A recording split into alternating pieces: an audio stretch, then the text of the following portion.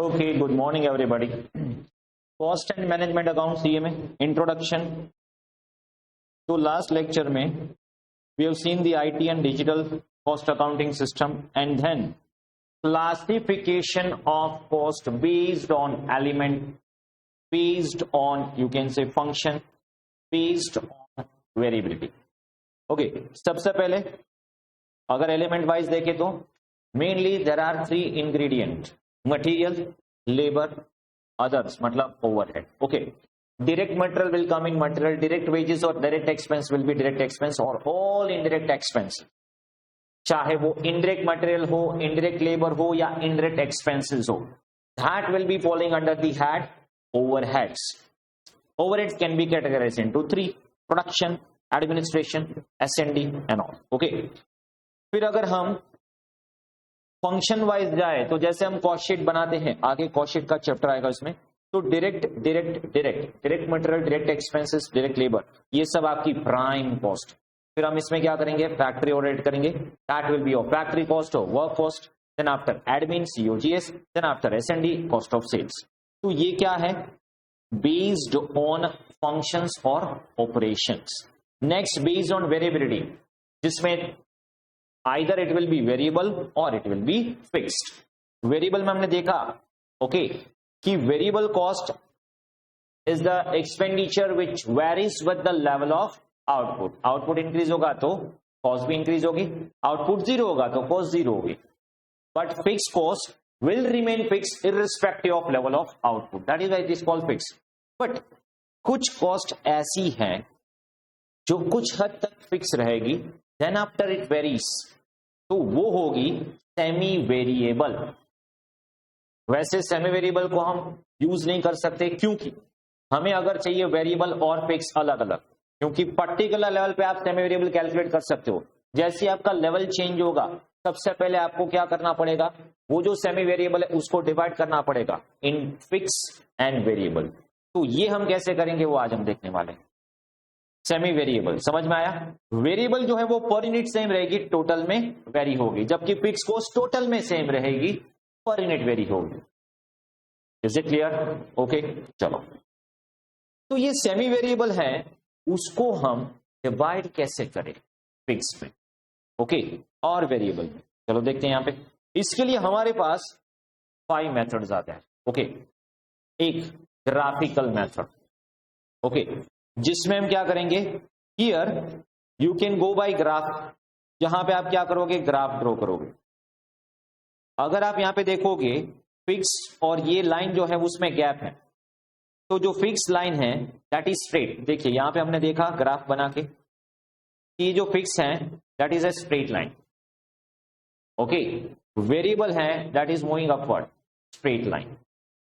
तो semi variable क्या होगी, समवेयर इन बिटवीन. अगर ऐसा कुछ होता है तो यहां पे आप कंसीडर कर सकते हो कि ये सेमी वेरिएबल है. ओके, तो यहां पे होगा क्या कि कुछ हद तक वो फिक्स रहेगा, उसके बाद वेरी हो जाएगा. तो यहां पे with the help of graph you will be able to identify.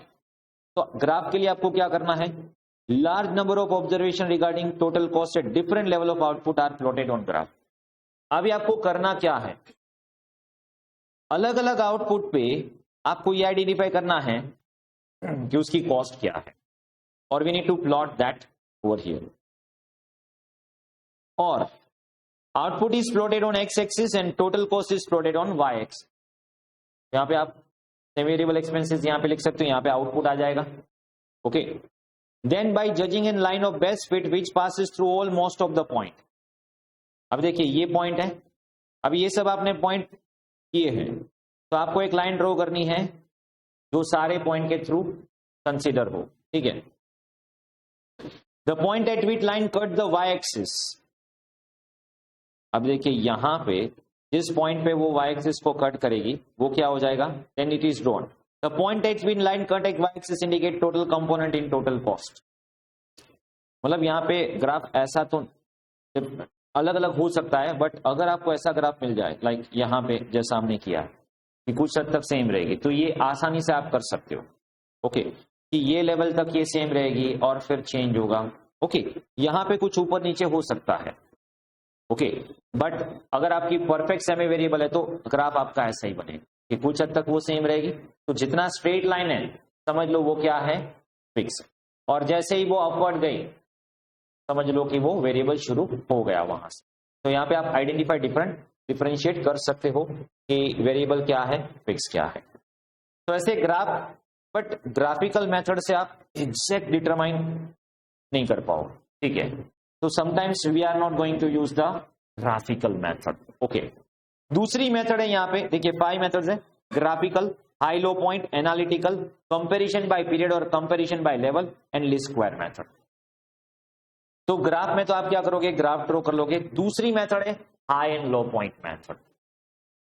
High and low point मतलब क्या, यहां पे आपको ये आइडेंटिफाई करना है, आपके पास अभी देखिए जब आपको सेमी वेरिएबल में से फिक्स और वेरिएबल को अलग अलग करना है तो आपके पास क्या होना चाहिए, अलग अलग लेवल पे आपकी जो टोटल सेमी वेरिएबल कॉस्ट है वो चाहिए।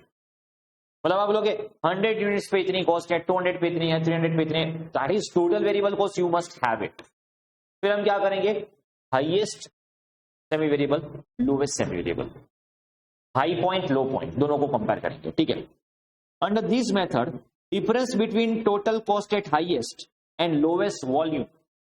अभी देखिए आपको क्या करना है कि आप मिनिमम कितना वॉल्यूम प्रोड्यूस करने वाले, बोले मिनिमम 1000 यूनिट्स तो प्रोड्यूस होगा ही होगा, और मैक्सिमम आप कितना वॉल्यूम प्रोड्यूस करने वाले, बोले 5000 मैक्सिमम प्रोड्यूस करोगे। तो आपको क्या आइडेंटिफाई करना है, एट 1000 आपकी सेमी वेरिएबल कॉस्ट क्या होगी, एट 5000 सेमी वेरिएबल कॉस्ट क्या होगी, इसका डिफरेंस और divided by difference of units. तो यहां पे हम क्या करेंगे, एक फॉर्मूला है to know the variable cost.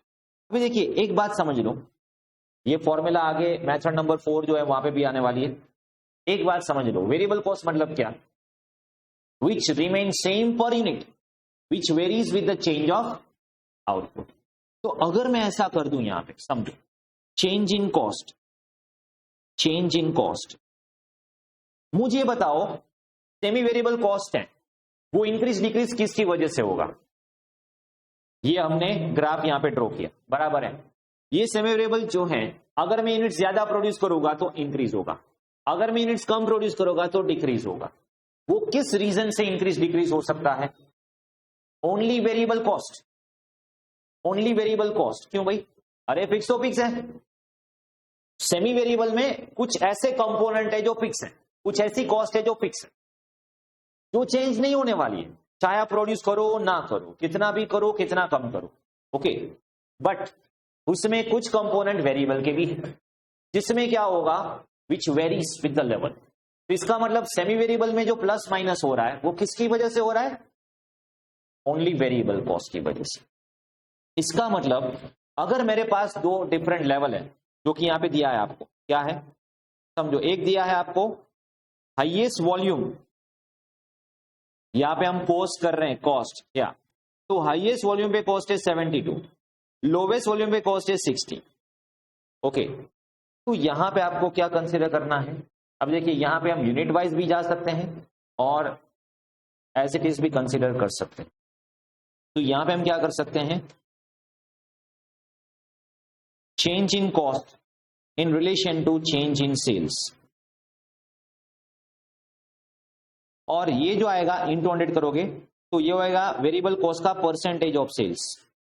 ये क्या आएगा आपका, variable cost as a percentage of sales आएगा, क्योंकि आप क्या कर रहे हो, अब देखिए हाईएस्ट वॉल्यूम करोगे तो सेल्स भी हाईएस्ट होगा ना, ओके।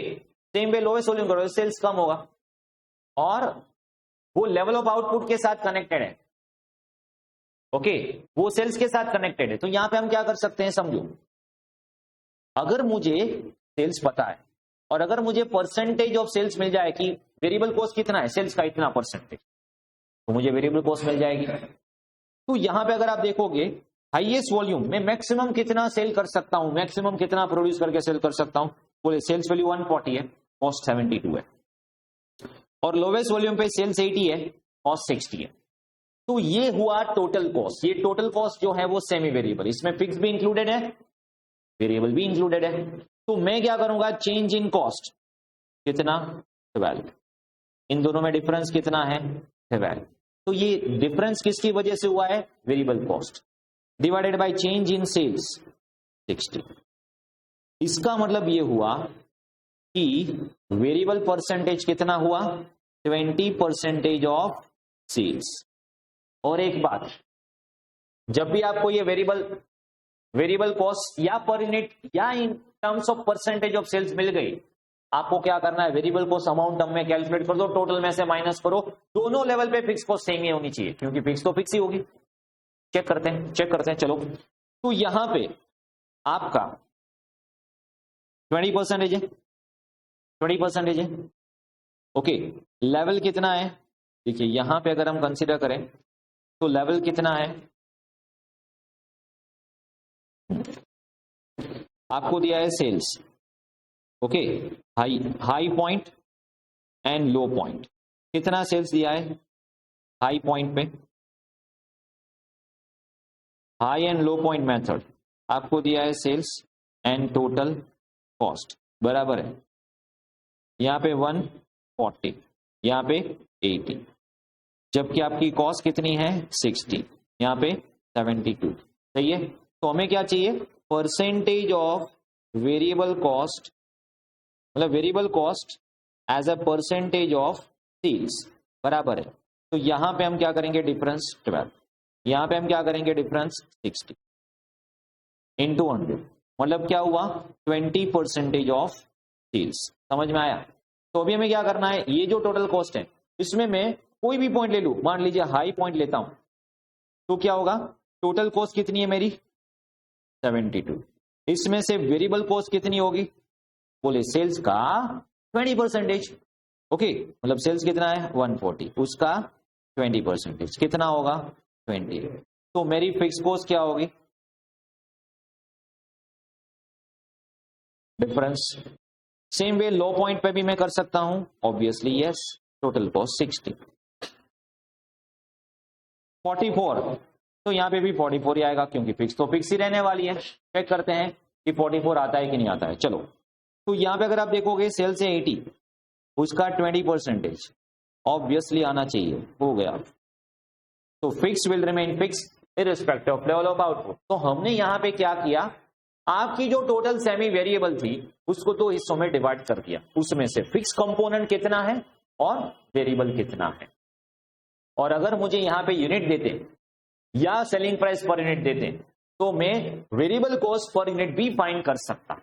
ओके, बट क्योंकि सब में ऐसे इंफॉर्मेशन नहीं दिए तो I will not be able to find out variable cost per unit. But अगर मुझे सेलिंग प्राइस मिल जाए यहां पे, ओके, या दी हो, यूनिट्स दिए हो, तो will be able to identify the variable cost per unit. एक बात समझ लो, कॉस्टिंग में कोई भी चैप्टर हो, ठीक है, जब भी बात आए वेरिएबल कॉस्ट की, फिक्स कॉस्ट की या सेमी वेरिएबल कॉस्ट की, हमारे पास क्या होना चाहिए, एक बात ये समझ लेना, जिस लेवल पे आपको ये दिया ना कि ये टोटल कॉस्ट है, जिस लेवल पे ये दिया कि ये सेमी वेरिएबल टोटल कॉस्ट है, उसी लेवल पे पहले डिवाइड कर दो, फिक्स कितना वेरिएबल कितना। और जिस भी लेवल पे, किसी भी लेवल पे आपको फिक्स कॉस्ट दी है, टोटल कॉस्ट दी है, वेरिएबल कॉस्ट दी है, उसी लेवल पे हमें टोटल कॉस्ट फिक्स चाहिए अमाउंट टर्म्स में, total cost sorry fix cost in total चाहिए, फिक्स कॉस्ट इन टोटल चाहिए अमाउंट टर्म्स में, और वेरिएबल कॉस्ट पर यूनिट चाहिए। बस आपको ये दो मिल गया ना, फिर आप लेवल कितना भी बदल लो, ये दो कंपोनेंट में चेंज नहीं होगा। वरना क्या होगा, कई बार ऐसा होता है कि एक लेवल पे आपको दे दिया कि ये सेमी वेरिएबल है, और आप दूसरा लेवल पे कैलकुलेट करोगे तो वो चेंज हो जाएगा। जिस लेवल पे वो सेमी वेरिएबल है उसी लेवल पे पहले सेग्रीगेट करना पड़ेगा, और इसी लेवल पे सेग्रीगेट करके मुझे दो आइटम चाहिए, fix cost in total, variable cost in per unit. फिर लेवल कितना भी बदल लो, कुछ फर्क पड़ने वाला नहीं है। वेरिएबल कॉस्ट पर यूनिट में सेम रहेगा, फिक्स कॉस्ट टोटल में सेम रहेगा, वेरी सिंपल। और इसका काम आपको कई चैप्टर्स में आएगा, चाहे वो मार्जिनल कॉस्टिंग हो, चाहे वो बजट कॉस्टिंग हो, सब जगह पे ये आने वाला है, चाहे वो कॉस्ट शीट हो, कॉस्ट अकाउंटिंग सिस्टम हो, everywhere, even in overhead. Okay, everywhere ये जो प्रिंसिपल में अभी आपको जो बोल रहा हूं, ठीक है, वेरिएबल का, फिक्स का, सेमी वेरिएबल का, ये तीनों कंसेप्ट आपको कई सारे चैप्टर्स में रिपीट हो गए। तभी मैं रिमाइंड करवाऊंगा कि मैंने आपको बेसिक में ये किया था, ठीक है। चलो, तो ये क्लियर है, semi variable with the help of high and low point we can divide into variable and fixed. Next, analytical method. Under this method experience cost accountant.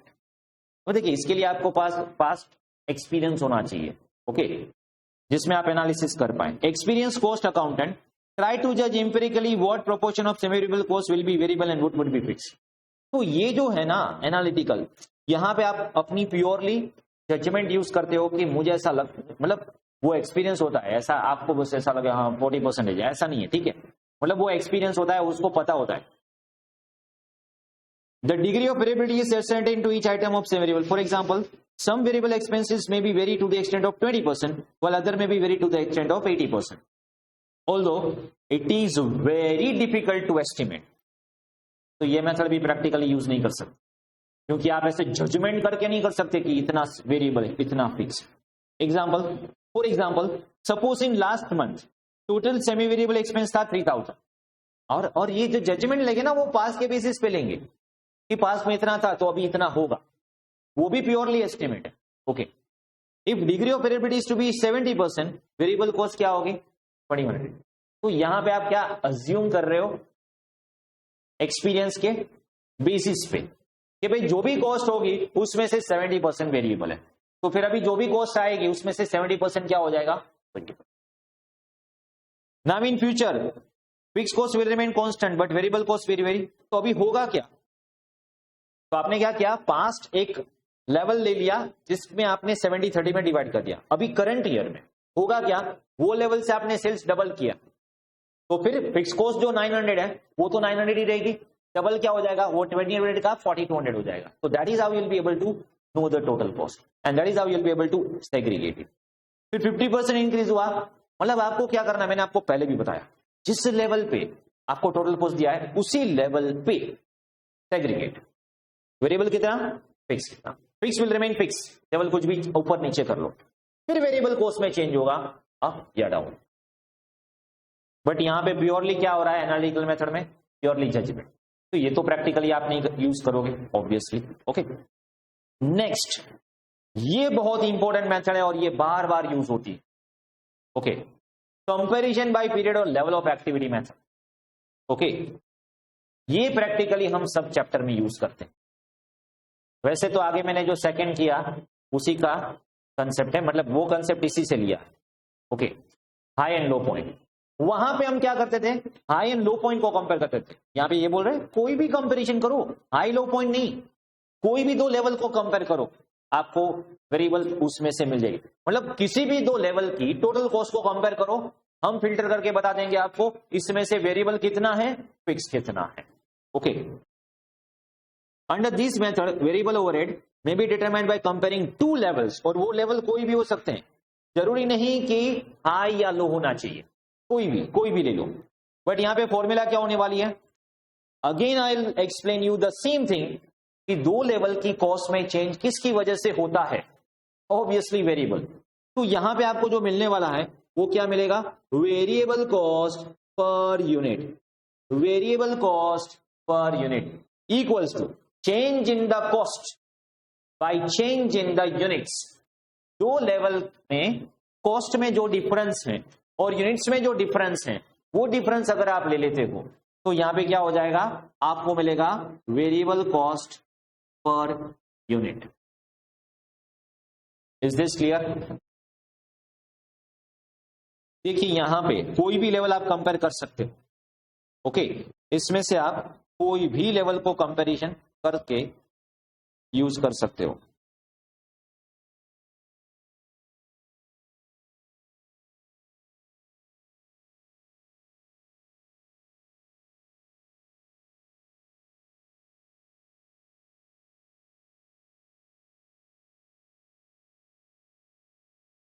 अभी देखिए जनवरी फरवरी, ओके, यहाँ पे डिफरेंस लिया है, मुझे लगा जनवरी फरवरी मार्च था, ठीक है, नो प्रॉब्लम, डिफरेंस करके दिया हुआ है.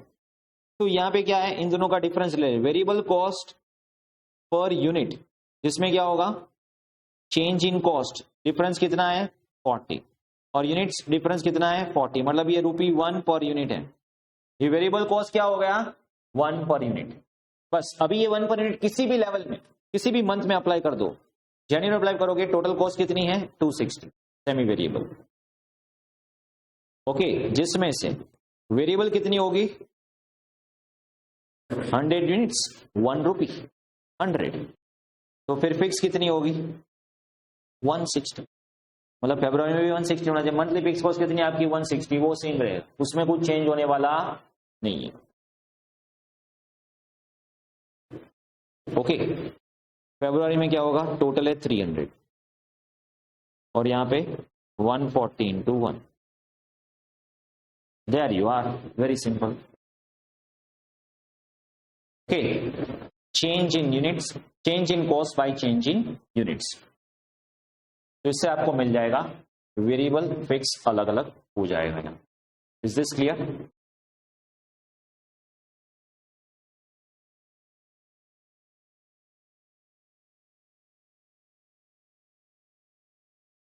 लीस्ट स्क्वायर मेथड, यहां पे हम इक्वेशन फॉर्म करें। Okay, this is the best method to segregate semi variable into fix. हाँ, अगर हम बेस्ट मेथड की बात करें तो यहां पे दिया है least square. This is a statistical method, MCQ. Okay, कौन सी मेथड स्टैटिस्टिकल मेथड है to segregate semi variable into fix and variable. Okay, चलो, it is based on finding in line of best fit to a number of observation. यहां पे हम क्या करने वाले हैं, सी फॉर एग्जांपल आपको दिए कैपेसिटी 60%, 80%, वॉल्यूम भी दिया है एंड अमाउंट भी दिया है, तो हमें क्या करना है, ये जो आपका 1200 है, see substituting value of X and Y in equation y equals to, ये जब हम स्टैटिस्टिक्स में वो रिग्रेशन लाइन करते थे वहां पे भी यही सेम फॉर्मूला आता था, याद करो, y is equals to a plus B Y. Okay, तो वो जो है कंसेप्ट वही यहां पे स्टैटिस्टिकल मेथड को यूज कर रहे हैं। ओके, तो आपको क्या करना है, बोथ लेवल यहां पे होगा क्या, समझो, ये 1200 क्या है, what is this 1200, it is nothing but, ये वॉल्यूम 150 है, इसको हम क्या करेंगे, वेरिएबल कॉस्ट के साथ मल्टीप्लाई करेंगे प्लस फिक्स, इन्होंने एम से लिया, I am taking V F whatever. Okay, तो यहां पे क्या करेंगे, में 150 आवर्स है, उसको मल्टीप्लाई करेंगे वेरिएबल, और फिक्स तो फिक्स ही रहेगा। फिर यहाँ पे 1275, यहाँ पे क्या होगा, बाय द वे ये इक्वेशन से वो ले रहे हैं वही सेम टू सेम, ऊपर जो हमने किया वही। ओके, वैसा ही होगा, आप इक्वेशन कंपेयर करोगे वही होगा, 1275 equal to 200v plus F. आप इन दोनों को कंपेयर करोगे आप, तो वो क्या किया, वही किया, ये जो डिफरेंस किया वही है, बट यहाँ पे क्या इक्वेशन से कर रहे हैं, वहां पे फॉर्मूला से करते हैं। ओके, कैसे, देखो, ये जो दोनों है वही हम यहां पे लेते हैं, तो क्या हो जाएगा, 200 variable plus fix equals to 1275। Okay, और यहां पे क्या होगा, 150 variable plus fix equal to 1200। तो ये कॉस्ट में जो चेंज आया, नेगेटिव नेगेटिव नेगेटिव, तो इक्वेशन को कैसे कंपेयर करते आता है आपको, ठीक है, equal to 75, F F cancel, यहाँ पे होगा 50v, v equals to 75 by 50, it's 1.5 per unit. समझ में आया? ओके, तो फिर अभी किसी भी में पुट कर सकते हो आप, किसी भी इक्वेशन में v की वैल्यू पुट कर दो, 150 into 1.5 plus F equals to 1200 बराबर है। तो अभी f क्या होगा, that is your fix cost, तो क्या होगा, यहां पे देख लो, 1200 minus, is it 275, is it 925, check करो, 975 एंड 1.5 सही है, सॉरी ये 225 होगा एंड 975। चलो क्लियर है? अभी ये वही मेथड से सोल्व करते हैं, डिफरेंस चेंज इन लेवल, तो सेम ही आएगा, कुछ भी करो, change in cost by change in level. वहां पे क्या यही हुआ, देखिए, वेरिएबल कॉस्ट, तो change 75, change in units 50, 1.5, simple, ठीक है। वो इक्वेशन में प्रेजेंट करोगे, यहाँ पे लेवल में प्रेजेंट करोगे, लॉजिक तो सेम ही है। समझ में आ रहा है? तभी इसको भी इक्वेशन से आपको करना है, इसको भी इक्वेशन से कर सकते हो। साइमल्टेनियस इक्वेशन या लीस्ट स्क्वायर मेथड, समझ में आया? स्टैटिस्टिकल मेथड है।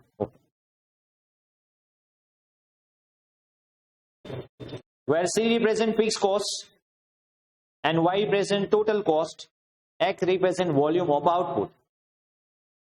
ओके, तो हमने उसको चेंज कर दिया, VF कर दिया, that is okay, no problem. तो ये था आपका कॉस्ट का division on the basis of variability, fix, variable and semi variable. Is this clear? अभी हम कॉस्ट का बाइफरकेशन ही कर रहे हैं कि कॉस्ट कितने तरह से आप बाइफरकेट कर सकते हो, obviously. Now based on controllability,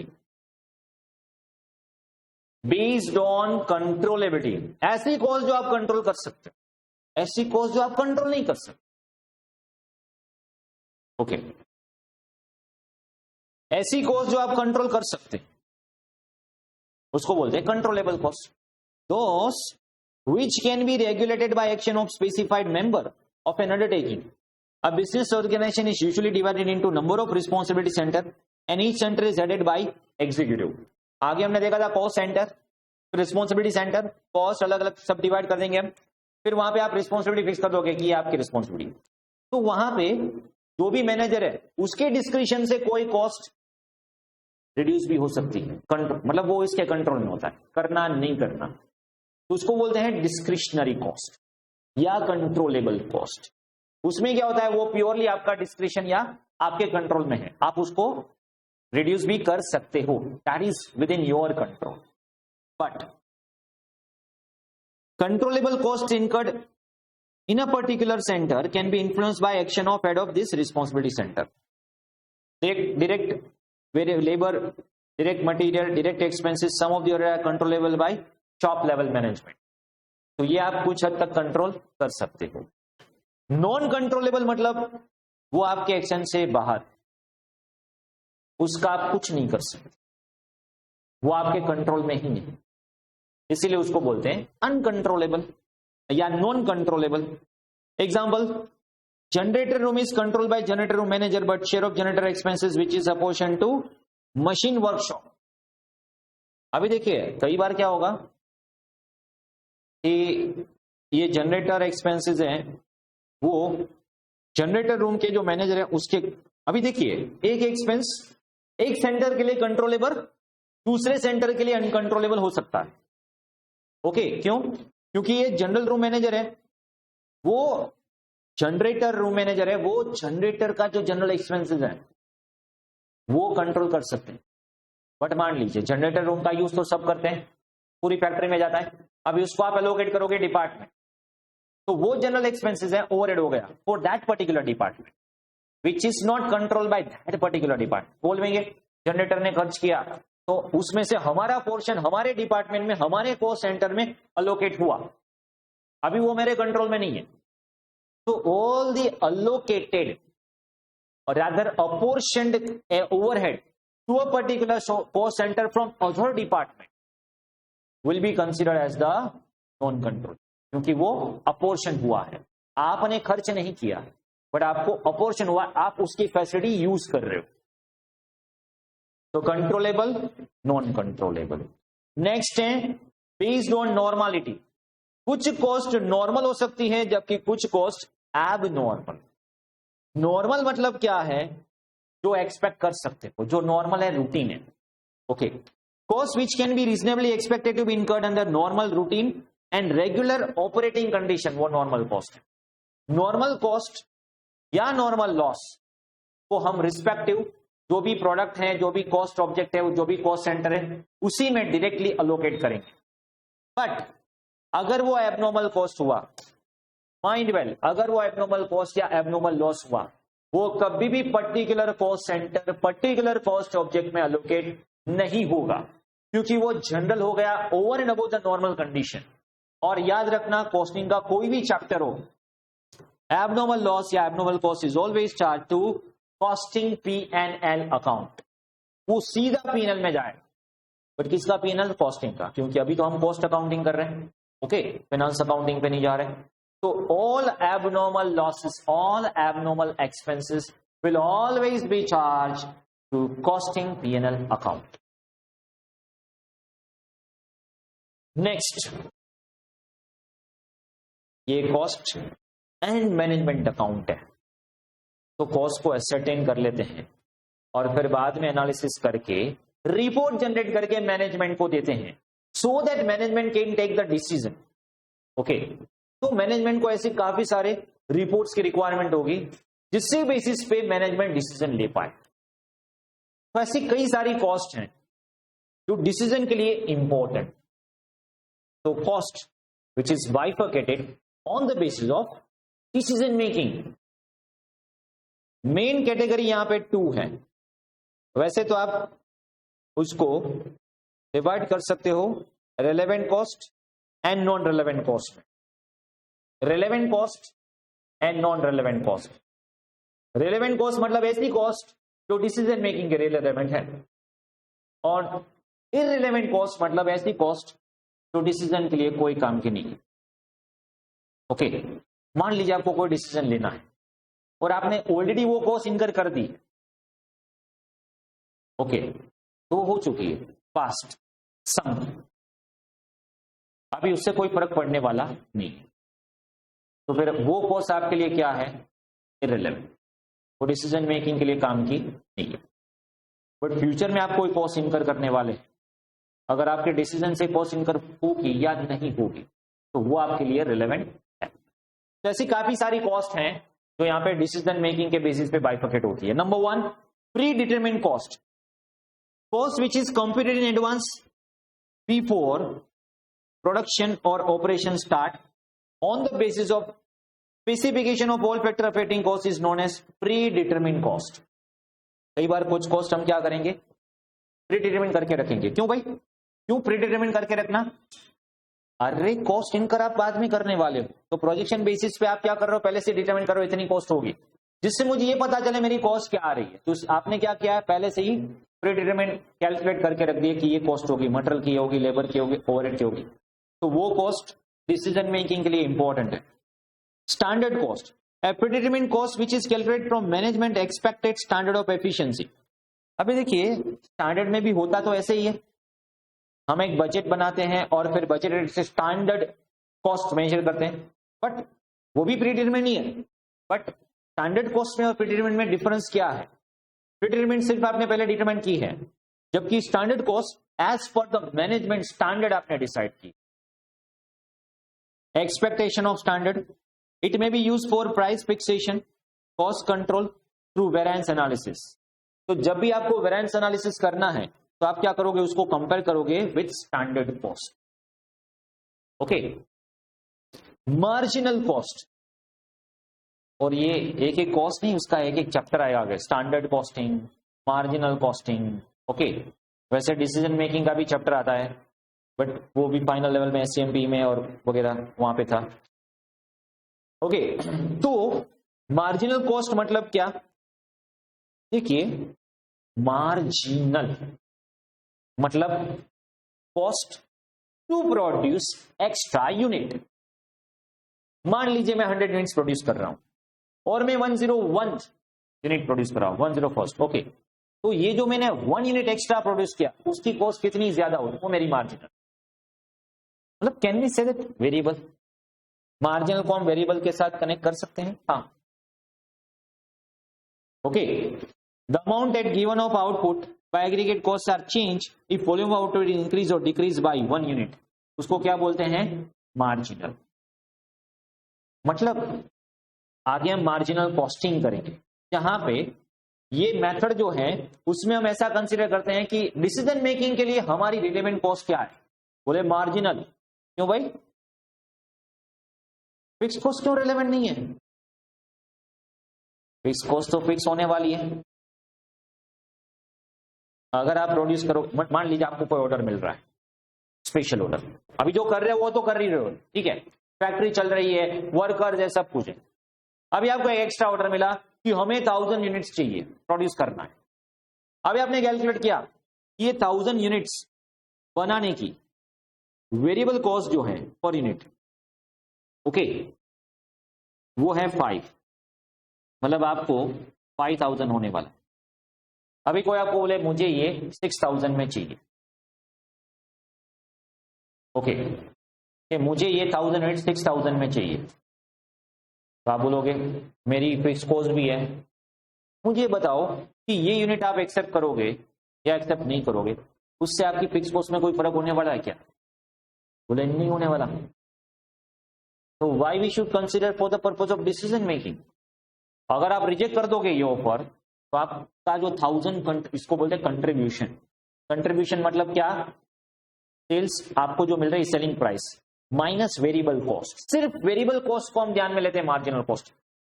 no doubt to calculate the profit will consider fix cost, but that is a later stage, okay. अभी मैं इसको चलो कंपेयर करके बताता हूं आपको कि क्या फर्क पड़ता है। ये वैसे तो हम मार्जिनल में समझते हैं, बट यहां पे इसका कंसेप्ट आ गया तो समझ लेते हैं, ठीक है। फिर मार्जिनल में फिर से समझेंगे। हाँ, तो मैंने क्या किया, एक ऑफर मिली आपको, क्या 1000 यूनिट्स जिसकी सेलिंग प्राइस मान लीजिए 6 रुपीज पे वो ऑफर कर रहे हैं, बोले 6000 मिलेगा, ओके। और आपका वेरिएबल कॉस्ट कितना है, बोले 5 रुपीज और 5000, और मान लीजिए आपकी फिक्स कॉस्ट जो है वो 1500 है, तो आप क्या बोलोगे, टोटल कॉस्ट मेरी 6500, तो मुझे यहां पे लॉस होगा 5000, रिजेक्ट दिस ऑफर। मुझे यहां पे सॉरी लॉस होगा 500, okay, loss, reject this offer. ये गलत कर रहे हो आप, क्यों भाई? क्योंकि ये फिक्स तो फिक्स रहने वाली है, चाहे ऑफर एक्सेप्ट करो या ना करो। मान लीजिए आपने ऑफर एक्सेप्ट नहीं, तो आपका लॉस कितना होगा? तो लॉस 1500 इज बेटर और लॉस 500 इज बेटर? एक्सेप्टेड। इसका मतलब इसको तो आपने ध्यान में ही नहीं लिया, क्योंकि वो फिक्स है। तो यहां पे आप जो मार्जिनल कॉस्ट है उसको कंसिडर करो। तो मार्जिनल कॉस्टिंग में भी वैसा ही करने वाले हैं, ओके। बट कुछ जगह पे ऐसा भी होता है कि अगर आप चेंज करोगे तो वेरिएबल भी इंक्रीज होगी, तो फिर वो आपको ध्यान में लेना पड़ेगा कि वेरिएबल, अगर ये प्रोजेक्ट एक्सेप्ट करोगे तो 1500 की वेरिएबल को 600 हो जाएगी, सॉरी फिक्स जो है वो 1500 की 600 हो जाएगी। तो यहाँ पे 100 एक्स्ट्रा जो हुआ वो कंसिडर करना पड़ेगा, okay. Next, estimated cost. Kohler defines estimated cost as expected cost of manufacture acquisition, often in terms of unit of product, on the basis of information available in advance for actual production. कई बार क्या करोगे आप, predict करोगे cost को कि मुझे इतना production करना है, इतने रॉ मटेरियल अवेलेबल है, इतने वेजेस हैं, तो आप पहले से ही प्रेडिक्ट करोगे, ओके। तो ये क्या होगा, estimation cost. Differential cost, differential cost, differential मतलब दो ऑप्शन में जो डिफरेंस है उसकी कॉस्ट, दो लेवल में जो डिफरेंस है उसकी कॉस्ट। वो इंक्रीज भी हो सकती है, वो डिक्रीज भी हो सकती है। अगर वो इंक्रीज होती है तो उसको बोलते हैं इंक्रीमेंटल कॉस्ट, अगर वो डिक्रीज होती है उसको बोलते हैं डिक्रीमेंटल कॉस्ट। बट दोनों की दोनों, चाहे वो इंक्रीमेंटल हो चाहे वो डिक्रीमेंटल हो, है डिफरेंशियल कॉस्ट। कई बार क्या होगा, आपके पास दो ऑप्शन कि मुझे मशीनरी रिप्लेस करना या नई बाय करना, मतलब सॉरी रिपेयर करना कि न्यू बाय करना। आपके पास ऑलरेडी मशीनरी है, अभी आपको क्या करना है, या तो वो रिपेयर करवा लो, रिनोवेट करवा लो और चलाओ, और दूसरा नहीं। तो यहाँ पे दो ऑप्शन है। अभी आप क्या कर सकते हो, ऑप्शन 1 कंपेयर करो, ऑप्शन 2 कंपेयर करो, and then you take this. दूसरा एक ऑप्शन है, आप आइडेंटिफाई करो डिफरेंशियल कॉस्ट कितनी आ रही है, ऑप्शन 1 -2। अगर वो डिफरेंशियल कॉस्ट के सामने आपको रेवेन्यू जनरेट डिफरेंस ज्यादा हो रहा है, go for it, otherwise will not go for it. समझ में आ रहा है? तो उसके लिए हम डिफरेंशियल यूज करते हैं। इट रिप्रेजेंट चेंज, ये चेंज इंक्रीज भी हो सकता है, ये चेंज डिक्रीज भी हो सकता है इन टोटल कॉस्ट, और इसमें वेरिएबल फिक्स दोनों आ जाएंगे। ड्यू टू चेंज इन या तो लेवल, या तो टेक्नोलॉजी, या तो प्रोसेस, या तो मेथड ऑफ प्रोडक्शन, कुछ भी हो सकता है। तो दो लेवल में, दो ऑप्शन में, दो मेथड्स में जो चेंज हो रहा है और कॉस्ट इंक्रीज या डिक्रीज हो रही है, तो उसको क्या बोलते हैं? Differential cost. If change is propose in existing level and existing method, increase in decrease in total cost is known as incremental और डिक्रीमेंटल कॉस्ट. मतलब डिफरेंशियल के भी दो बाइफर्केशन, इंक्रीमेंटल अगर इंक्रीज होती है, डिक्रीमेंटल अगर डिक्रीज होती है, बट ओवरऑल दोनों को हम क्या बोलेंगे? डिफरेंशियल. क्योंकि हम क्या कर रहे हैं? दो लेवल, दो मेथड, दो ऑप्शन का डिफरेंस ले रहे हैं, उससे उसका नाम पड़ा differential cost.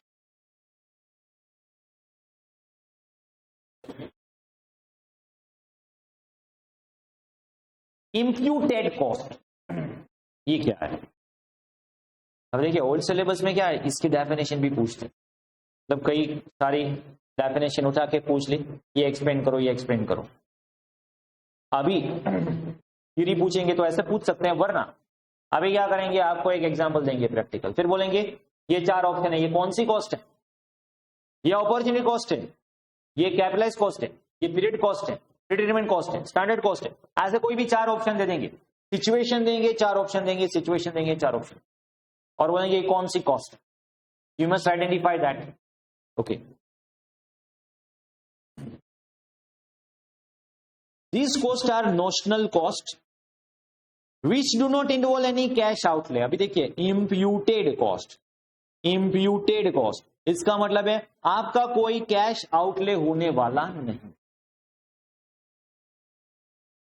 Interest on capital, A sir interest में तो आप पेमेंट करते हो, बैंक में लोन लिया तो इंटरेस्ट का कैश से पेमेंट करते हो या बैंक से पेमेंट करते हो ना, तो आउटले होगा ना, वो इम्प्यूटेड नहीं है.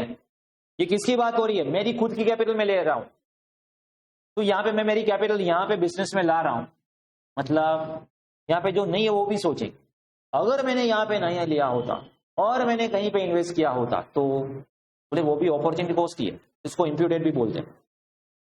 Example imputed cost, this cost are similar to opportunity cost, उसको अपॉर्चुनिटी भी बोलते हैं. हाँ, क्योंकि यहाँ पे अपॉर्चुनिटी भी अलग से दिया हुआ है, बट डेफिनेशन जो है दोनों की अलग अलग है, लॉजिक दोनों का सेम है. जब भी आपको, अभी देखिए यहां पे अगर आपको पूछना है एमसीक्यू तो डेफिनेशन से पूछेंगे. ओके, मतलब यहां पे डेफिनेशन दे दी कि cost which is notional, notional cost, okay, which do not involve any cash outlay, तो इंप्यूटेड ही है. ओके, अपॉर्चुनिटी में क्या होगा देखिए, ये भी इंपॉर्टेंट है. This also refer to value of sacrifice. Opportunity cost मतलब क्या? आप कई बार कोई ऑप्शन सिलेक्ट कर रहे हो, एक ऑप्शन, अब देखिए एक ऑप्शन सिलेक्ट कर रहे हो, आपको कुछ भी चाहिए तो कुछ पाने के लिए कुछ होना पड़ता है. ओके, ऑब्वियसली, मतलब आपके पास बहुत सारे अल्टरनेटिव, तो आप अपने हिसाब से कोई बेस्ट अल्टरनेटिव सिलेक्ट कर रहे हो, नंबर वन. तो जो नंबर टू है वो आपकी अपॉर्चुनिटी कॉस्ट है, क्योंकि वो आपने फर्गो करके ऑप्शन सिलेक्ट किया. ओके, तो यहां पे क्या है?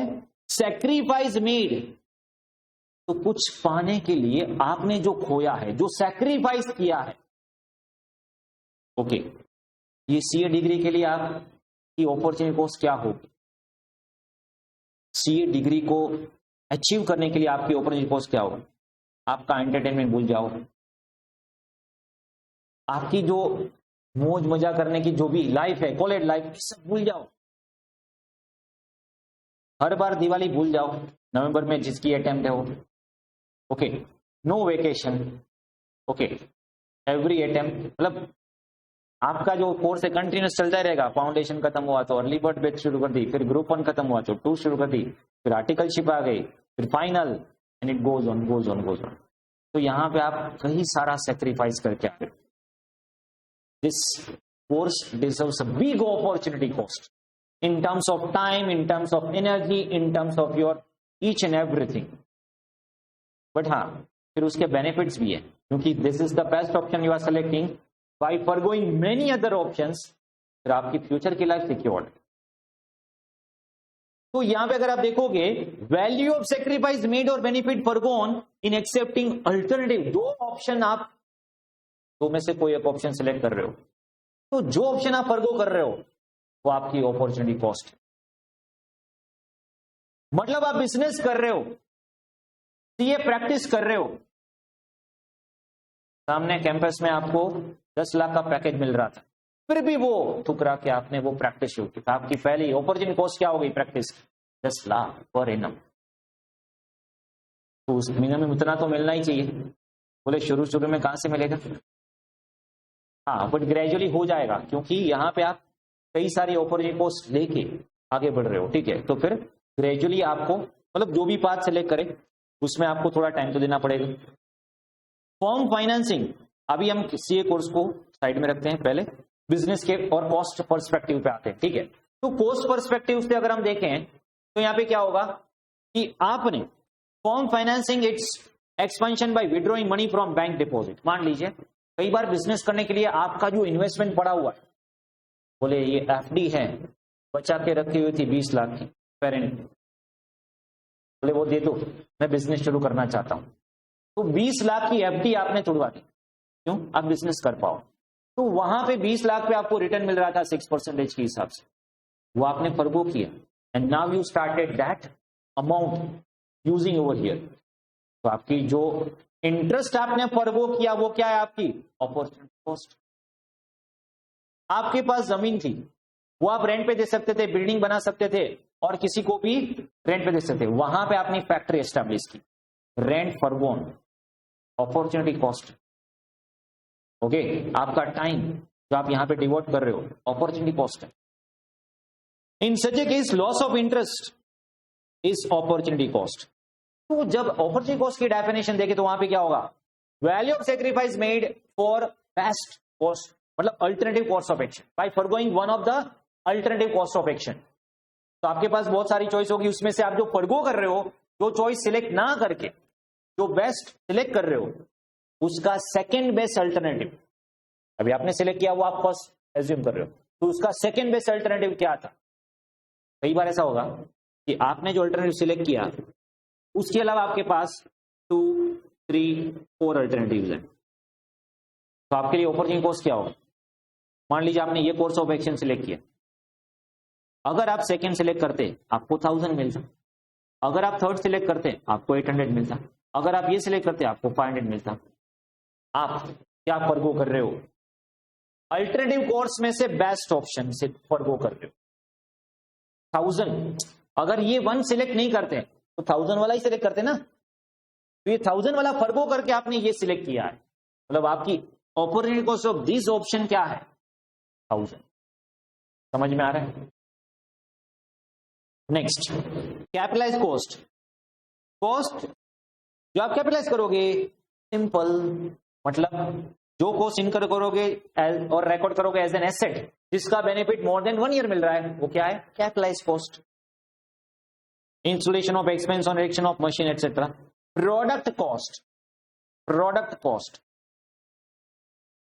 these are the costs associated with purchase and sale of the goods in production scenario. Such costs are associated with acquisition and conversion of material, मतलब पर्टिकुलर प्रोडक्ट, फिनिश प्रोडक्ट की जो cost होती है, material, labour, all this related to product, चाहे वो variable हो चाहे वो फिक्स, वो यहां पे कवर हो जाएगी।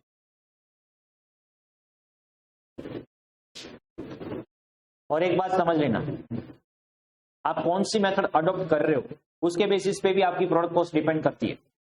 अगर मैं मार्जिनल कॉस्टिंग अप्लाई करता हूं तो मेरे लिए सिर्फ marginal cost, only variable cost is relevant, तो प्रोडक्ट कॉस्ट में मैं सिर्फ वेरिएबल कॉस्ट कंसीडर करूंगा। बट अगर मैं एब्जॉर्प्शन कॉस्टिंग फॉलो करता हूं जहां पे मार्जिनल भी आएगा, मतलब वेरिएबल भी आएगा और फिक्स भी आ जाएगा, total cost. Out of pocket cost, ये इम्प्यूटेड का उल्टा है। इम्प्यूटेड में क्या बोल रहे थे? कैश आउटले नहीं होगा, यहां पे बोल रहे कैश आउटले होगा।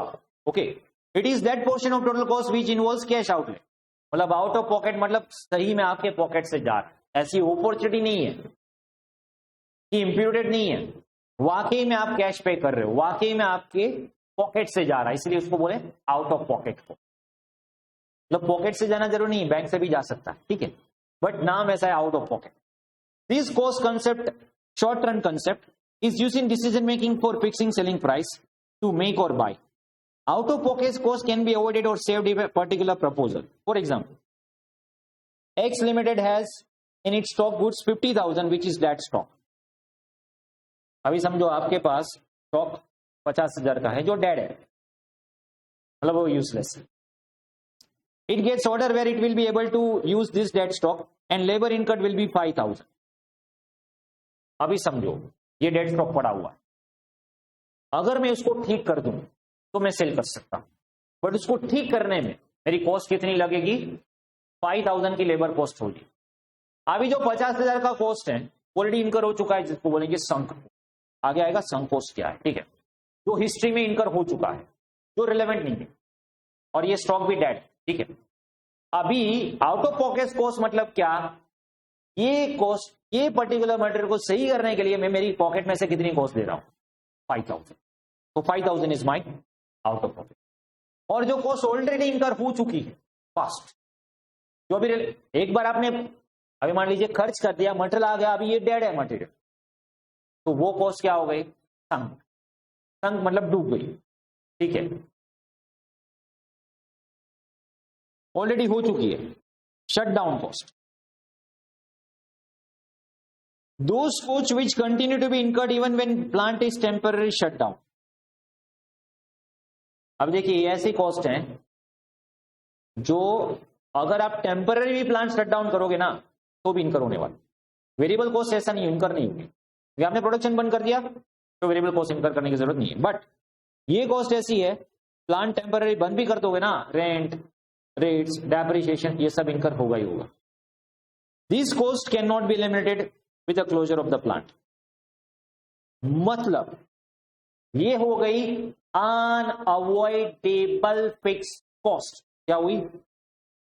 Unavoidable fixed cost. सर जो टोटल फिक्स कॉस्ट है उसमें से कुछ फिक्स कॉस्ट आप अवॉइड कर सकते हो, इसको हम शट डाउन कॉस्ट नहीं बोलेंगे. बट वो टोटल फिक्स कॉस्ट में से ऐसी कॉस्ट तो प्लांट बंद करने के भी बाद भी आपको इनकर करनी पड़ेगी, टेम्पररी शटडाउन करने के बाद. This cost can not be limited with the closure of plant. All fix cost which can not be avoided, इसीलिए इसको क्या बोलते हैं हम? Unavoidable fix cost with the temporary closure. Okay, तो जब कोरोना आया था तब जो कॉस्ट इनकर की ना वो क्या है? अनअवॉइडेबल.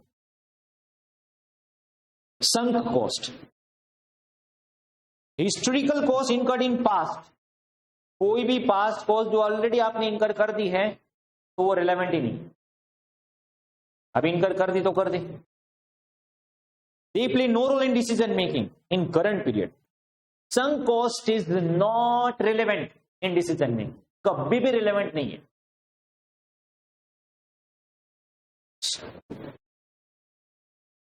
सर बट मान लीजिए हमने कोई प्रोडक्ट बाय कर ली, मान लीजिए आपने ये फोन बाय कर लिया, ठीक है, और आपका ये फोन जो है वो 15,000 में है. आप बोलोगे सर ये 15,000 मेरी संक कॉस्ट होगी, रिलेवेंट नहीं है डिसीजन मेकिंग के लिए. बट मुझे नया फोन लेना है और ये रिप्लेस करना है, उसी कुछ तो वैल्यू मिलेगी.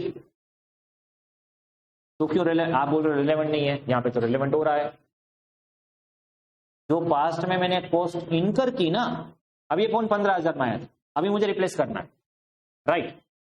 तो जो 15,000 है वो रिलेवेंट नहीं है क्योंकि वो संक है. अभी मैं शॉप में जाऊंगा, बोलूंगा इसका कितना मिलेगा? तो 5,000. तो इसकी जो रियलाइजेबल वैल्यू है दैट इज रिलेवेंट फॉर. जो मैंने पास में कॉस्ट इनकर कर दी 15,000, दैट इज संक, वो मेरा डूब गया. ओके, वो रिलेवेंट नहीं है. बट ये प्रोडक्ट अभी मैं बेचने जाऊंगा, रिप्लेस करने जाऊंगा, और इसकी जो रियलाइजेबल वैल्यू है दैट इज रिलेवेंट फॉर.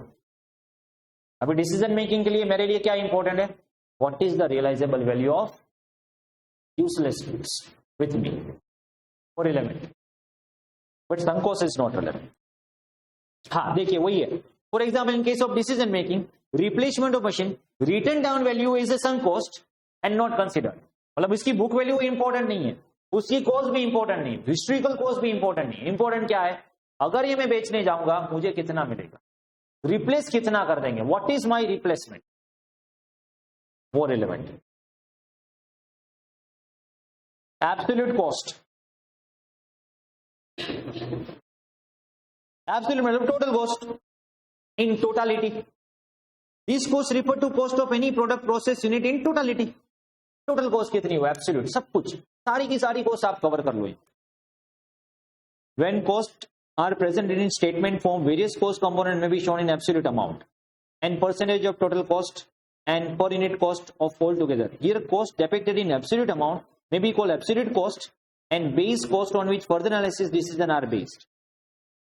मतलब वो आगे मैं आपको बताऊंगा, कॉस्ट शीट में हम ऐसे करेंगे। आपकी जो टोटल कॉस्ट है ना वो एब्सोल्यूट टर्म्स में रिप्रेजेंट होगी। फिर वो जो टोटल कॉस्ट है उसके कुछ प्रोपोर्शन करेंगे। Material is a 20% of absolute cost, labour is a 10%, like that percentage करेंगे, वो टोटल कॉस्ट का। तो वो एब्सोल्यूट है जो जिसमें आपने सब कुछ कवर कर लिया। तो परसेंटेज आगे देखेंगे, समझाऊंगा आपको। नेक्स्ट इज डिस्क्रिशनरी कॉस्ट, जो at the discretion of management करोगे। Such cost are not tied to clear cause and effect relationship between input. ये कॉस्ट ऐसे इनपुट आउटपुट के साथ इसका कोई लेना देना नहीं है, बोले रिसर्च करना है, ओके, वो आपके डिस्क्रिप्शन पे। एडवर्टाइजिंग कैंपेन रन करना है, वो भी आपके डिस्क्रिप्शन पे ऊपर है, okay. Advertising, public relationship, executive training, वो प्योरली ट्रेनिंग देना, वो प्योरली डिस्क्रिप्शन पे है। पीरियड कॉस्ट मतलब जो पीरियडिसिटी से कनेक्टेड है, which are not assigned to particular product. कुछ कॉस्ट ऐसी होगी जो प्रोडक्ट के साथ कनेक्टेड है, बेस्ड ऑन प्रोडक्ट। प्रोडक्ट में मटेरियल यूज करेंगे, प्रोडक्ट में लेबर यूज करेंगे। कुछ कॉस्ट ऐसी है जो फिक्स है, irrespective of level of output, वो टाइम प्रोपोर्शन के फिक्स है, मतलब rent per month, rent per annum, तो वो क्या है, period cost. Administration expense, general expense, S&D, ये सब क्या है, पीरियडिसिटी, पीरियड कॉस्ट, जो कंसर्न प्रोडक्ट के साथ नहीं है, जो कंसर्न टाइम फ्रेम के साथ है, पीरियड के साथ, जनरल है।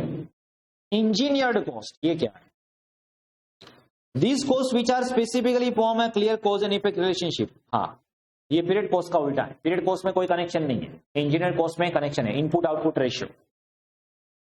Relationship usually personally observable, for example अभी जो भी है डायरेक्ट मटेरियल, अभी मान लीजिए कोई एक प्रोडक्ट बना रहे हो, उसके लिए आपको 2 मटेरियल चाहिए, तो वो एक प्योर साइंस है कि ये 2 मटेरियल मिक्स इस प्रपोर्शन में करोगे तब जाके ये मटेरियल बनेगा, तो उतना चाहिए ही चाहिए। तो वो जो प्रपोर्शन आप यूज कर रहे हो डायरेक्ट रिलेशनशिप के साथ, इनपुट आउटपुट रेशियो के साथ, direct labour, direct material, direct expenses, वो सब क्या है, इंजीनियर्ड कॉस्ट। एक्सप्लिसिट, इम्प्लिसिट, वैसे अलग अलग नाम दे रहे हैं। एक्सप्लिसिट मतलब आउट ऑफ पॉकेट कॉस्ट, जो ऊपर दिया है, जिससे आपको कैश पेमेंट होगा, तो आउट ऑफ पॉकेट कॉस्ट को एक्सप्लिसिट कॉस्ट भी बोल सकते हो। Yes, salary, wages, postage, Telegram, ये सब क्या है, एक्सप्लिसिट, जिसमें इमीडिएट कैश पेमेंट लगता है। इम्प्लिसिट मतलब जिसमें इमीडिएट पेमेंट नहीं है, ओके, और इसको बुक्स में रिकॉर्ड भी नहीं करते हैं। अपॉर्चुनिटी, इम्प्यूटेड, इसको इकोनॉमिक कॉस्ट भी बोलते हैं। अरे एक नाम रखो ना, कितने नाम रखते हैं, इम्प्यूटेड, आउट, मतलब अपॉर्चुनिटी, इम्प्लिसिट। टाइम फ्रेम के हिसाब से हिस्ट्री कॉस्ट, जो आपने पास्ट में इनकर कर दी, संक। करंट कॉस्ट मतलब जो करंट कॉस्ट इनकर कर रहे हो। प्रीडिटरमाइंड मतलब फ्यूचर, बट आप फ्यूचर पीरियड की कॉस्ट है बट एडवांस में प्रीडिटरमाइंड करके रखते हो। समझ में आए? अभी देखिए यहां पे पहले क्या करते थे कि आपको 4-5 पॉइंट में पूछते थे कि इसको बोलो कॉस्ट क्या है। अभी और आसान हो गया क्योंकि आपको सोचना नहीं है कि कौन सी कॉस्ट। अभी देखिए कैसे आसान कर दिया एमसीक्यू में, थियरी की कंपैरिजन में। पहले थियरी पूछते थे, आपको ऑप्शन नहीं मिलते थे, आपके पास इतने सारे ऑप्शन थे, इसमें से कोई भी कॉस्ट हो सकती है, ओके। जबकि अभी एमसीक्यू पूछेंगे तो सिर्फ 4 में से ही एक आने वाला है। हो गया ना आसान, ओके। तो अभी क्या करेंगे, interest paid on own capital not involving any cash outlay. जब भी आपको बोले not involving any cash outlay, definition से पकड़ो इम्प्यूटेड। समझ में आ रहा है? नो डाउट इम्प्यूटेड को आप अपॉर्चुनिटी यूज कर सकते हो। अगर मान लीजिए ऑप्शन में कहीं पे इम्प्यूटेड नहीं दिया है, समझना, तो ऑपोजिट कॉस्ट दिया होगा, बट जनरली अप्रोप्रिएट क्या है, इम्प्यूटेड, क्योंकि वर्ड डेफिनेशन को पकड़ो क्या यूज किया है, not involving any cash outlay. Okay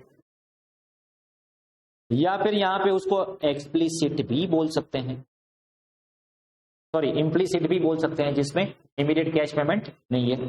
चलो included implicit whatever. Withdraw money from bank deposit for the purpose of, ये अपॉर्चुनिटी है।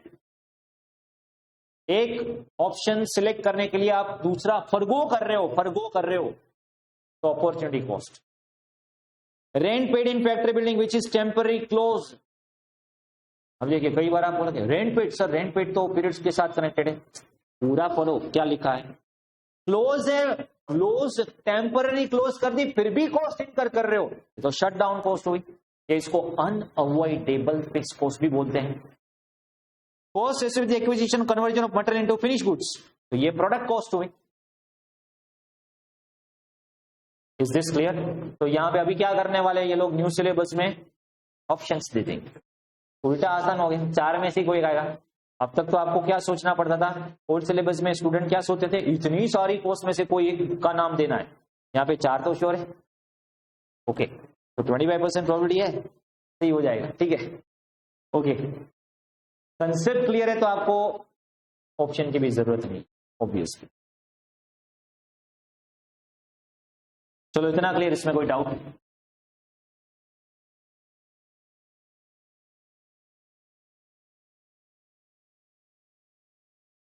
चलो तो इतना क्लियर है।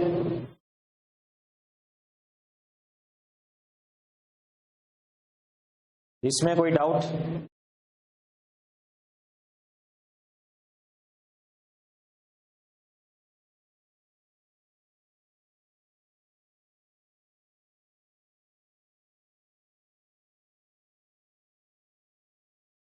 नेक्स्ट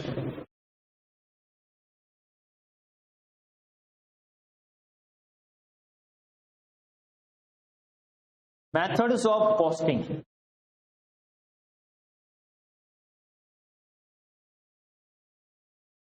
अभी देखिए जब आप कॉस्ट असर्टेन करते हो, costing is what, a method of ascertaining the cost. तो मेथड ऑफ कॉस्टिंग मतलब तो वो जो मेथड है जो आप कॉस्ट असर्टेन करते हो जिसको कॉस्टिंग बोलते हैं, उस कॉस्टिंग की क्या मेथड है।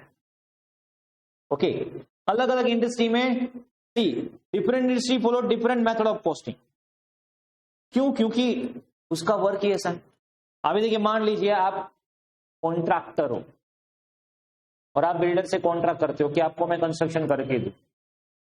We have accounting standard 7 for construction contract. Costing में चैप्टर आता था कॉन्ट्रैक्ट कॉस्टिंग, वो निकाल दिया। ओके अभी आपके कॉस्टिंग के सिलेबस में कॉन्ट्रैक्ट कॉस्टिंग नहीं है, इंटर सी न्यू सिलेबस, ठीक है, बट मेथड है। तो वहां पे क्या होगा, कंस्ट्रक्शन रिलेटेड कोई भी आप प्रोजेक्ट करोगे उसका जो कॉस्ट असर्टेन कर रहे हो और उसमें जो आप प्रॉफिट एलोकेट कर रहे हो वो कॉन्ट्रैक्ट कॉस्टिंग से होगा। आप मान लीजिए प्रिंटिंग प्रेस चला रहे हो और कोई प्रिंटिंग की जॉब वाइज आप अलग अलग कर रहे हो कॉस्ट, तो जॉब कॉस्टिंग मेथड हो गई। ओके तो या फिर आप कोई मान लीजिए प्रोडक्शन बैच में कर रहे हो, भैया 500 में ही वो कार्ड प्रिंट होगा, 500 क्वांटिटी के बल्क में, तो वो बैच कॉस्टिंग। तो ऐसी जो कॉस्टिंग की मेथड अलग अलग इंडस्ट्री में अलग अलग आप फॉलो करते हो, वो कौन कौन सी? सबसे पहले सिंगल कॉस्टिंग और आउटपुट कॉस्टिंग। ये क्या है सिंगल कॉस्टिंग और आउटपुट कॉस्टिंग? सिंगल कॉस्टिंग और output costing is a method where cost is ascertained for a particular product. Single costing मतलब एक प्रोडक्ट के लिए या एक यूनिट के लिए जब आप करते हो, the product being only one product prick call, एक ही प्रोडक्ट की बात हो रही, मल्टीपल प्रोडक्ट की बात नहीं हो रही, एक ही प्रोडक्ट की बात हो रही। Batch costing, this method is an extension of job costing, मतलब जॉब एंड बैच कई बार साथ में बोलते हैं, ठीक है। A batch may represent a number of small order passed through the factory in a batch. Each batch here is treated as one single unit. Batch costing में क्या होता है कि आप पर्टिकुलर कोई जॉब ले रहे हो और वो जॉब को फिक्स यूनिट्स में डिवाइड कर रहे हो। मतलब एक बैच मतलब क्या, मान लीजिए एक बार मैंने मशीन चालू किया तो बोले अभी मुझे इनपुट में इस पर 1000 तो देना ही पड़ेगा। मतलब एक बार मैंने मशीन रन स्टार्ट किया तो उसमें 1000 क्वांटिटी बाहर निकल के आएगी। ओके बड़ी शीट प्रिंट करोगे उसमें से आप विजिटिंग कार्ड प्रिंट कर रहे हो, ठीक है, तो वो पूरी शीट जो है वो साथ में ही प्रिंट कर, ऐसे छोटे छोटे कार्ड प्रिंट नहीं होते, पूरी शीट प्रिंट होती है, फिर वो बाइफरकेशन करते हैं, फिर कटिंग करते हैं, ठीक है। तो वहां पे क्या होगा, वो पूरी बैच में ही प्रोडक्शन होगा। वहां पे one batch is known as one unit. मान लीजिए एक साथ आपने 500 यूनिट प्रोड्यूस किया, एक साथ आपने 1000 प्रोड्यूस किया, तो वो 500 यूनिट वो एक बैच हुई। तो वहां पे हम कॉस्ट यूनिट वाइज नहीं करेंगे, वहां पे हम कॉस्ट करेंगे batch wise. Here cost for each unit dividing cost of batch. देखिए यहां पे टोटल कॉस्ट को डिवाइड नंबर ऑफ यूनिट से नहीं करेंगे, हम करेंगे नंबर ऑफ बैच। मतलब आपकी कॉस्ट क्या मिलेगी, पर batch, cost per batch. Okay, under this method job costing each job is cost of each job is ascertain separately. Job wise जो भी कस्टमाइज प्रोडक्ट बनाते हैं, ओके, वहां पे क्या होता है, जॉब वाइज होता है। अभी मान लीजिए आप रेडीमेड फर्नीचर बाई करते हैं, तो वहां पे क्या होता है, वो ऑलरेडी सेट बना हुआ है, तो वहां पे per unit cost single costing के हिसाब से या जो भी वो बैच में बनाते हैं बैच के हिसाब से होगा। बट अगर आप किसी को बोलो कि चलो मुझे ये टेबल बनाना है, तो उसकी कॉस्ट कैसे असरटेन करेंगे, आप बोलोगे कितना होगा, बोले आपको क्या साइज चाहिए, कैसे मटेरियल यूज करना है, क्या बनाना है, तो वो पर जॉब। अभी एक ही टेबल एक को बनाया, दूसरे को बनाया, size same, everything same, but फिर भी मटेरियल डिफरेंट किया तो कॉस्ट डिफरेंट हो जाएगी। तो वो पर जॉब लगेगा। पर आप ऐसा नहीं बोल सकते उस जॉब के लिए अलग या फिर अलग, बट वो मटेरियल क्या यूज करते हो आप, उसमें कौन कौन सी रिक्वायरमेंट है आपकी, उसके हिसाब से वो कॉस्ट चेंज हो जाएगी। It is suitable in all cases where work is undertaken on customer order. Printing press, motor workshop, वहां पे क्या होगा, आपकी रिक्वायरमेंट जैसी है उस हिसाब से हम बनाएंगे। अभी प्रिंटिंग में क्या होगा, आपकी जैसी प्रिंटिंग रिक्वायरमेंट, ओके, वैसी ही यहां पे जॉब होगी। कॉन्ट्रा कॉस्टिंग, ये तो मैंने आपको बताया, कंस्ट्रक्शन ऑफ ब्रिज, रोड, इसमें हम कॉन्ट्रा कॉस्टिंग यूज करते हैं। प्रोसेस कॉस्टिंग, कई बार पर्टिकुलर प्रोडक्ट जो है वो कई प्रोसेस से निकल के फाइनल प्रोडक्ट में कन्वर्ट होगी, और आपको हर एक प्रोसेस की कॉस्ट कैलकुलेट करना है। You don't want total cost, मतलब टोटल कॉस्ट तो वैसे ही मिल जाएगी, बट फिर भी आपको ईच एंड एवरी प्रोसेस के लिए कॉस्ट चाहिए। प्रोसेस 1 उसकी कॉस्ट, प्रोसेस 2 उसकी कॉस्ट, प्रोसेस 3 उसकी कॉस्ट, और फिर जाके वो फिनिश गुड्स बना। तो मुझे हर एक प्रोसेस की कॉस्ट चाहिए, तो एक नया चैप्टर आएगा प्रोसेस कॉस्टिंग, वो आएगी। मतलब ये सब चैप्टर ही है आपके। वॉल्यूम 1 में हम क्या करेंगे, पूरी कॉस्टिंग की सिस्टम समझ लेंगे, इंग्रेडिएंट्स ऑफ कॉस्ट क्या है, कैसे कैलकुलेट करते हैं, ओके। फिर हम कॉस्ट शीट कैसे बनाते हैं, कॉस्ट अकाउंटिंग सिस्टम क्या है। वॉल्यूम 2 में सारी मेथड और सारी टेक्निक्स आने वाली। ऑपरेटिंग, ये सर्विस इंडस्ट्री के लिए, सर्विस इंडस्ट्रीज जो भी है सब में क्या सर्विस कॉस्टिंग या ऑपरेटिंग कॉस्टिंग आएगा। Hotel, hospital, transportation, education, IT, okay, सारी की सारी जो सर्विसेज इंडस्ट्रीज है सब जगह पे ऑपरेटिंग कॉस्टिंग। मल्टीपल कॉस्टिंग, कई बार कुछ ऐसी प्रोडक्ट हैं जिसमें आप मल्टीपल कॉस्टिंग यूज करोगे, ना कि केवल एक कॉस्टिंग। मतलब कुछ पार्ट के लिए आप प्रोसेस यूज करोगे, कुछ पार्ट के लिए जॉब यूज करोगे, ऐसा मिक्स करके आप एक से ज्यादा मेथड जब यूज करते हैं उसको बोलते हैं multiple costing. Like combination of 2 और more method. Suppose a firm manufacturing bicycle including component part, तो उसमें जॉब बैच लगेगा, बट असेंबल जब करोगे तब सिंगल लगेगा। मतलब इसमें स्पेयर पार्ट भी बना रहे हो, बाइसिकल भी बना रहे हो, अभी जो स्पेयर पार्ट है वो आप बैच में बनाओ तो उसमें बैच कॉस्टिंग लगेगा। फिर सभी स्पेयर पार्ट को आप असेंबल करके सिंगल सिंगल यूनिट बना रहे हो, उसमें यूनिट सिंगल कॉस्टिंग लगेगा। क्यों सिंगल कॉस्टिंग, क्योंकि उसमें फिर आप क्या क्या एसेसरीज लगाते हो उसके ऊपर डिपेंड करता है, तो वो सिंगल कॉस्टिंग होगा।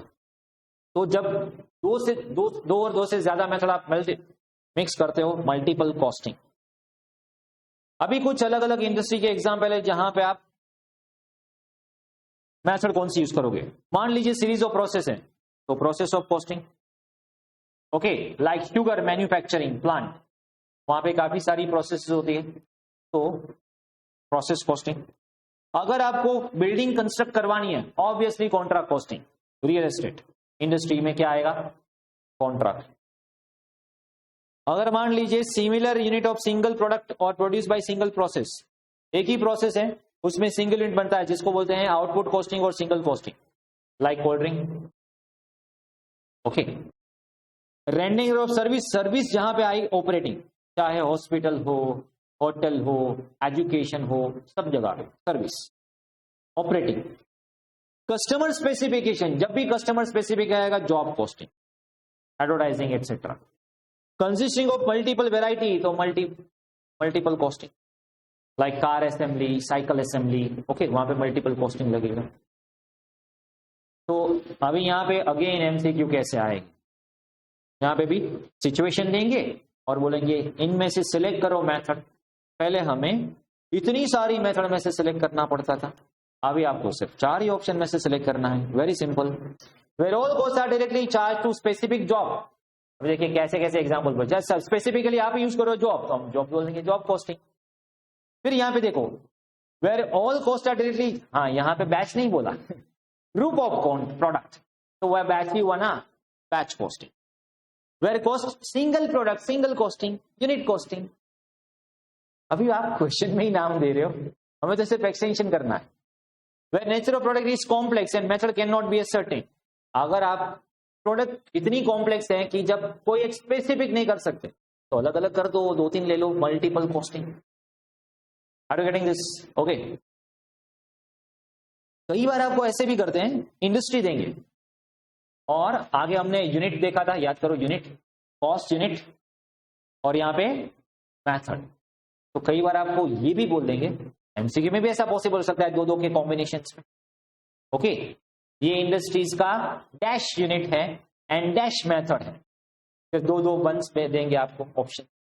ओके, तो जहां पे मेथड भी आ जाएगा, यूनिट भी आ जाएगा, ठीक है। तो वो प्रैक्टिस यहाँ पे दी गई है, एमसीक्यू की प्रैक्टिस अलग से मैं देने वाला हूं और हम करने वाले हैं। होटल, होटल में क्या है, मेथड कौन सी लगेगी, सर्विस इंडस्ट्री, ऑपरेटिंग।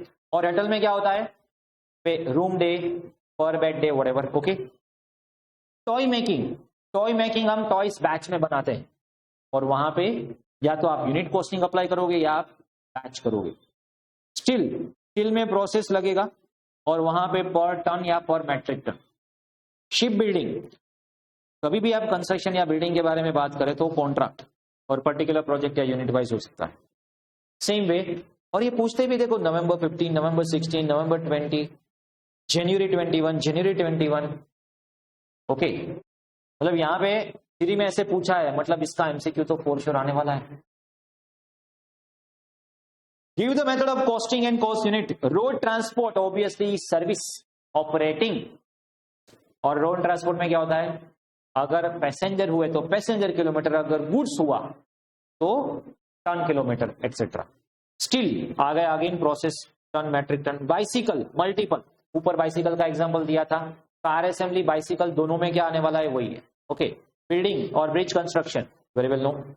सेम अगर देखो ये फिर भी ये इन्होंने भी ओल्ड में जो पूछा ना वो भी रिपीट कर रहे हैं, वहां पे भी नया कुछ नहीं पूछे। रियल एस्टेट, यहाँ पे सिर्फ मेथड पूछिए आपको। Contract, motor repair workshop job. Chemical industries तो कई सारी प्रोसेस होती है। ट्रांसपोर्ट, सर्विस या ऑपरेटिंग। कई बार ऑपरेटिंग को हम सर्विस कॉस्टिंग भी बोलते हैं क्योंकि वो सर्विस के साथ कनेक्टेड है। जनरली उसका नाम ऑपरेटिंग है, ऑपरेटिंग बोलेंगे। Assembly of bicycle, multiple. Biscuit manufacturing, अभी वो बैच में बनते हैं। Power supply, operating. Car assembly या मैन्युफैक्चरिंग, मल्टीपल। सीमेंट, उसमें output. Operating press, job, job costing. Again oil refinery, तो ऑयल में काफी सारी प्रोसेस होके आती है, तो प्रोसेस। इंटीरियर, कोई भी सर्विस ले लो ऑपरेटिंग, बट यहां पे इंटीरियर डेकोरेशन में जॉब दिया है, क्यों भाई सर? आपने बोला था कोई भी सर्विस है तो वहां पे ऑपरेटिंग आएगा, बट इंटीरियर डेकोरेशन ऐसी सर्विस है जहां पे एज पर रिक्वायरमेंट, क्योंकि इंटीरियर डेकोरेशन में क्या करोगे, ऐसी सबके लिए कॉमन होता है क्या? सर्विस में क्या होगा, होटल कॉमन है, एजुकेशन कॉमन है सबके लिए, ट्रांसपोर्ट कॉमन है, बट इंटीरियर डेकोरेशन में हमारा यूनिट है, देखो हम यही बनाते हैं, सब जगह पे हम यही लगाते हैं, तो कभी आपके पास आएंगे नहीं। ओके, तो वहां पे क्या है, as per the customer requirement बनाते हैं, तो ऑपरेटिंग कॉस्टिंग नहीं आएगा, as per job. Airline company, तो वहां पे तो सर्विस ही है। एडवर्टाइजिंग तो जॉब पर्टिकुलर जैसी रिक्वायरमेंट, और कार असेंबली मल्टीपल है। तो ये एक इंटीरियर डेकोरेशन याद रख लेना, ठीक है। जॉब के हिसाब से आएगा। फिर अगेन जेन्युइन में पूछा कंस्ट्रक्शन ऑटोमोबाइल्स, ठीक है, फॉर ईच कॉन्ट्रा कॉस्टिंग और नंबर एंड मल्टीपल कॉस्टिंग। तो ये हमने देखी methods of costing. Now techniques of costing. Technique में क्या होगा? Uniform costing, where number of firm in industries agree among themselves to follow same system of costing method। अब देखिए ये एक टेक्निक क्या है जिसमें क्या सारी फर्म डिसाइड करती है कि हम क्या करेंगे, यही मेथड फॉलो करेंगे सब हमारी इंडस्ट्री के लिए, जितने भी प्लेयर्स हैं वो सब यही मेथड फॉलो करेंगे। इसको क्या बोलते हैं? Uniform costing technique. Adoption commonly terminology for various item, तो वो लोग क्या करेंगे, टर्मिनोलॉजी भी सेम रखेंगे और सेम सिस्टम अडॉप्ट करेंगे जिससे इंटरफर्म कंपैरिजन आसानी से हो सके। इसके एडवांटेज क्या है? एज आई से पहला ही point, comparison of performance of each firm can be done in industries, क्योंकि सारी इंडस्ट्री ने डिसाइड किया हुआ है कि इस इंडस्ट्री में हम जितनी भी फर्म है हम सेम एक ही मेथड फॉलो करने वाले, जिसको बोलते हैं यूनिफॉर्म कॉस्टिंग। और कॉस्ट ऑफ प्रोडक्शन जो है वो industry as a whole calculate आसानी से कर सकते। और इस मेथड में क्या होगा, गवर्नमेंट को टैक्स क्रेडिट देनी है, सब्सिडी देनी है, तो गवर्नमेंट यही मेथड अडॉप्ट करके टैक्स रिलीफ या सब्सिडी दे सकते हैं। मार्जिनल, तो आगे हमने मार्जिनल देखा था। Yes, marginal cost, ascertainment of marginal cost by differentiating between fix and variable. क्योंकि यहां पे हम क्या करेंगे, आगे हमने क्या बोला था, मार्जिनल कॉस्ट मतलब cost to produce extra unit. तो यहां पे क्या करेंगे हम कि चेंज ऑफ वॉल्यूम की वजह से या चेंज ऑफ आउटपुट की वजह से कितना एडिशनल कॉस्ट हुआ, इंक्रीमेंटल कॉस्ट हुआ, मार्जिनल कॉस्ट हुआ। स्टैंडर्ड, यहां पे सबसे पहले हम pre determined standard cost decide करेंगे। क्या करेंगे? प्री डिटरमिन्ड स्टैंडर्ड कॉस्ट, और फिर उसको एक्चुअल के साथ कंपेयर करेंगे and then will have the variance analysis. Standard costing जहां पे भी आप यूज करोगे साथ में वेरिएंस आ ही जाएगा। वॉल्यूम 2 में एक चैप्टर आएगा स्टैंडर्ड कॉस्टिंग, जहां पे हम ये स्टैंडर्ड तो डिसाइड करके दिए होंगे, आपको सिर्फ क्या करना है, वेरिएंस एनालिसिस करना है कि किसमें कितना वेरिएंस आता है। Material cost variances, labour cost variances, overhead cost variances, तो ये सब सारी कॉस्ट हैं, उन सभी का वेरिएंसेस कैलकुलेट करोगे। ये कहां पे यूज होता है? This technique may be use in conjunction with any other method are specially suitable for production of standardised goods. कहां पे यूज होता है? स्टैंडर्डाइज्ड गुड्स, क्योंकि यहां पे आप स्टैंडर्ड फिक्स करोगे इसीलिए। हिस्टोरिकल एसर्टेनमेंट ऑफ, कई बार क्या करेंगे, कॉस्ट इनकर करने के बाद उसकी कॉस्ट कैलकुलेट करेंगे, तो वहां पे आएगा 2 मेथड, एक पोस्ट कॉस्टिंग, एक कंटिन्यूअस कॉस्टिंग। पोस्ट कॉस्टिंग मतलब आफ्टर प्रोडक्शन कंप्लीट होने के बाद आप एक्चुअल कॉस्ट कैलकुलेट करोगे कि कितना हमने प्रोडक्शन का एक्चुअल में वाकई में खर्च किया। और कंटिन्यूअस में cost is as soon as job is completed even job is in process. Post costing में हम कॉस्ट का कैलकुलेशन करेंगे एक बार प्रोसेस, जॉब या प्रोडक्शन खत्म होने के बाद। कंटिन्यूअस कॉस्टिंग में ऑनगोइंग बेसिस पे कैश कैलकुलेट करेंगे। तो अगर कोई प्रोडक्ट वर्क इन प्रोग्रेस में भी है तो आपको उसकी भी कॉस्ट पता होगी, क्योंकि आप कंटिन्यूअसली कॉस्ट कैलकुलेट किए जा रहे हो। एब्जॉर्प्शन, ये मार्जिनल का थोड़ा डिफरेंट है, और आगे जाके आपको मार्जिनल और एब्जॉर्प्शन में भी हम डिफरेंस समझेंगे। मार्जिनल कॉस्टिंग में उसका प्रैक्टिकल सम्स भी करेंगे, डोंट वरी। तो ये मार्जिनल क्या है, जहां पे सिर्फ एडिशनल कॉस्ट की ध्यान में लेते हैं, वेरिएबल कॉस्ट को ध्यान में लेते हैं, जबकि एब्जॉर्प्शन में हम दोनों कॉस्ट को ध्यान में लेते हैं, चाहे वो वेरिएबल हो चाहे वो फिक्स हो। तो एब्जॉर्प्शन कॉस्टिंग ऐसे बोलती है कि हम वेरिएबल को भी ध्यान में लेंगे, फिक्स को भी ध्यान में लेंगे, जबकि मार्जिनल ऐसे बोलते हैं कि हम सिर्फ और सिर्फ वेरिएबल को ध्यान में लेंगे, फिक्स हमारे लिए रिलेवेंट नहीं है। चलो इतना क्लियर है।